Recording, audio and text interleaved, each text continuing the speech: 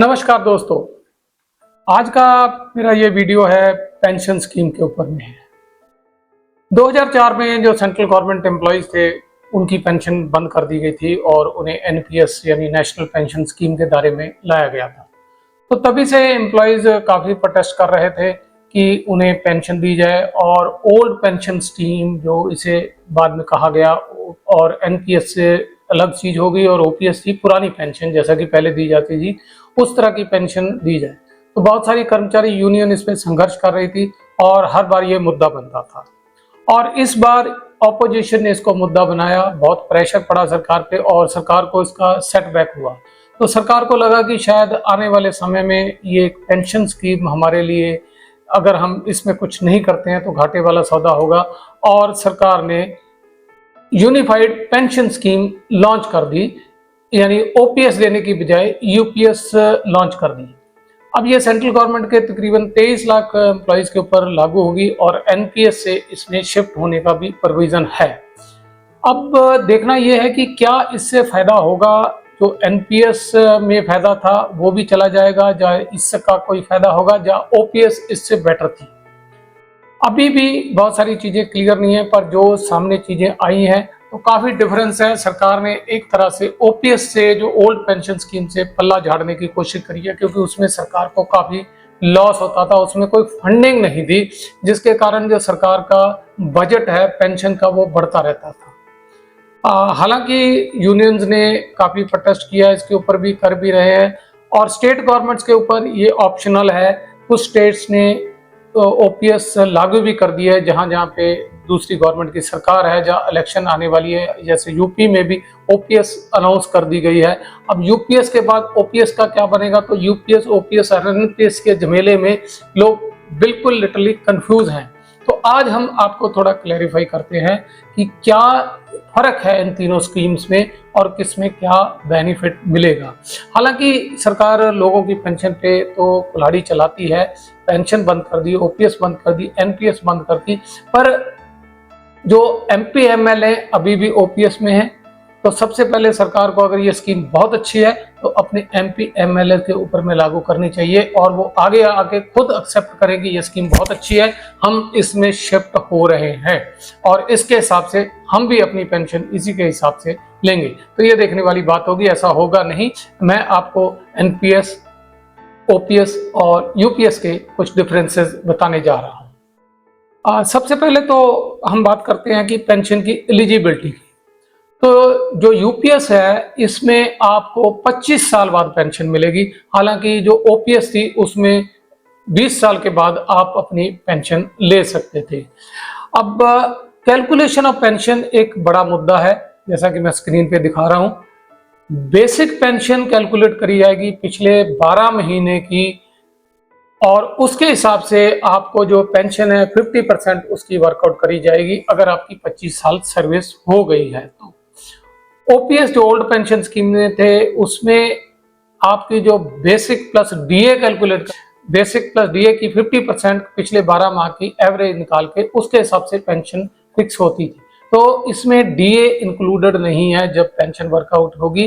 हालांकि dearness allowance से and में कुछ दिया जाएगा जैसा कि अभी मिलता है, तो वो किस तरह से कैलकुलेट करके उसको कंपनसेट करेंगे, पर पेंशन की कैलकुलेशन में यही कैलकुलेशन रहेगी कि बेसिक की जो एवरेज है निकाली जाएगी 12 माह की और उसके हिसाब से 50% पेंशन दी जाएगी अगर 25 साल सर्विस करी है। तो इसमें एक चीज जो लास्ट 1-2 महीने में जैसे जिनकी प्रमोशन हुई है और उनकी सैलरी बढ़ गई है, बेसिक बढ़ गई है, तो उन्हें एक बड़ा घाटा होने वाला है, क्योंकि एवरेज 12 महीनों की निकाली जाएगी ना कि लास्ट पे ड्रॉन की, जबकि ओपीएस में ये एवरेज निकाली जाती थी लास्ट पे ड्रॉन की। तो डिफरेंस यहाँ पे काफी पड़ेगा और दूसरा डीए में पड़ेगा। एनपीएस में इस तरह की कोई जो गारंटी नहीं थी।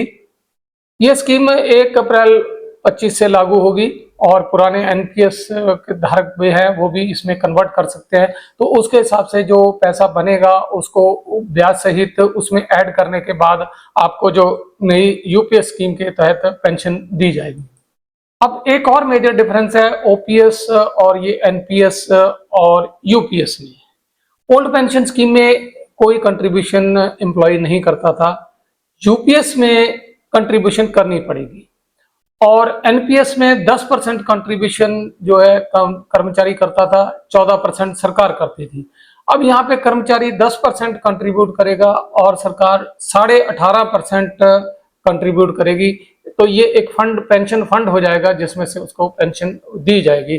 तो एम्प्लॉइज को भी 10% कंट्रीब्यूशन पेंशन लेने के लिए जो यूपीएस है उसमें करनी पड़ेगी। और पुरानी पेंशन स्कीम ओपीएस जैसे मैं कहूंगा उसमें ऐसी कोई कंट्रीब्यूशन नहीं थी। अगर पेंशन धारक की मृत्यु हो जाती है तो उसकी वाइफ को 60% पेंशन मिलेगी। पहले भी ओपीएस में भी यही था, तो अभी भी उसके हिसाब से 60% पेंशन मिलेगी, कोई उसमें चेंज नहीं है। और एनपीएस में ऐसा कुछ भी नहीं था। अब ग्रेच्युटी जो पहले मिलती थी उसको किस तरह वर्कआउट किया जाएगा। अब जो यूपीएस में है, हर जो 1/10 जो है, हर 6 महीने की नौकरी पे जो तनख्वाह मिलती थी उसका 10वां हिस्सा उसमें कंट्रीब्यूट किया जाएगा ग्रेच्युटी में। एक चीज इसमें और है कि अगर जो एम्प्लॉय 25 साल सर्विस नहीं करते हैं तो उनकी पेंशन उसके हिसाब से कम हो जाएगी।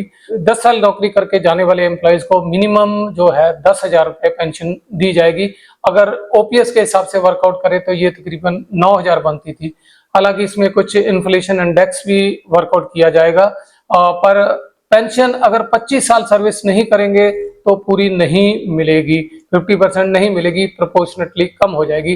पहले ये आंकड़ा 20 साल था कि आपको पूरी पेंशन मिल सकती थी, अब वो बढ़ा के 25 साल कर दिया गया है। इसमें एक नुकसान वो उन लोगों को होगा सेंट्रल गवर्नमेंट एम्प्लॉय में, जैसे रिजर्वेशन है उनके लिए एज रिलैक्सेशन होती है।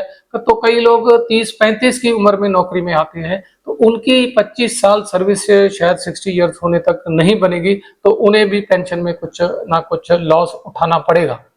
एक टैक्स बेनिफिट भी इसमें जो पहले था कि जो सरकार कंट्रीब्यूट करती थी उसको भी आप टैक्स बेनिफिट में ले सकते थे, अब वो निकाल दिया गया है। तो उस पर आपको कोई टैक्सेशन का बेनिफिट जो पुराना एनपीएस में आपको मिलता था वो नहीं मिल पाएगा। एक और पॉइंट है इसमें, कुछ लोग प्रीमेच्योर रिटायरमेंट ले लेते थे, मेरे जैसे लोग, मैंने सेना से प्रीमेच्योर रिटायरमेंट जिसे सिविल में वीआरएस कहते हैं वो लिया था। तो अब वीआरएस में एक बड़ा पेच इसमें डाल दिया गया है, आपको पेंशन तो मिलेगी पर आपकी पेंशन जिस दिन आपने वीआरएस ली है उस दिन से नहीं शुरू होगी। जब आप 60 की उम्र में पहुंचेंगे तब आपकी पेंशन चालू होगी। जब आपके कोलीग जो सर्विस में होंगे वो रिटायर होंगे उनके साथ ही आपकी पेंशन चालू होगी। ये एक बहुत बड़ा धक्का जो प्रीमेच्योर रिटायरमेंट जब वीआरएस लेते थे उनके लिए होगा, और इसके कारण जो वीआरएस लेने वालों में बड़ी कमी आएगी। जो लोग अपना रैंक नहीं पा सकते या किसी कारण सर्विस से ना खुश है तो उनको ज्यादा देर पेंशन लेने के लिए सर्व करना पड़ेगा। तो ये एक मुद्दा जो वीआरएस वालों के लिए काफी भारी पड़ेगा, क्योंकि अगर वो वीआरएस लेके बाहर आएंगे तो उन्हें कुछ भी नहीं मिलेगा, उन्हें कोई नौकरी ढूंढ के अपना गुजारा करना होगा, तो उनके पास कोई सपोर्ट नहीं होगी। 60 साल तक उनको पेंशन का इंतजार करना होगा। तो ये कुछ मेजर डिफरेंसेस जो old pension scheme, national pension scheme और यूनिफाइड पेंशन स्कीम के ऊपर में आपको डिफरेंस बताए हैं। तो आपको क्या लगता है तो जरूर कमेंट्स में बताइए, और किस तरह से लोग इसको सेंट्रल गवर्नमेंट के 23 लाख एम्प्लॉयज एक्सेप्ट करेंगे, क्योंकि 1 अप्रैल 25 से ये लागू होगी। पुराने एम्प्लॉय कितने किसमें शिफ्ट करते हैं ये तो आने वाला समय भी बताएगा। पर ऑपोजिशन के इस मुद्दे को उछालने के कारण कुछ ना कुछ एम्प्लॉयज के लिए एक पेंशन का जो एनपीएस से मुझे लगता है कि एक बेटर सिस्टम इवॉल्व तो जरूर हुआ है। हालांकि सरकार ने इसमें कुछ घुंडियां डाल दी हैं, और किस तरह से एम्प्लॉयज इसको लेते हैं वो आने वाला समय ही बताएगा।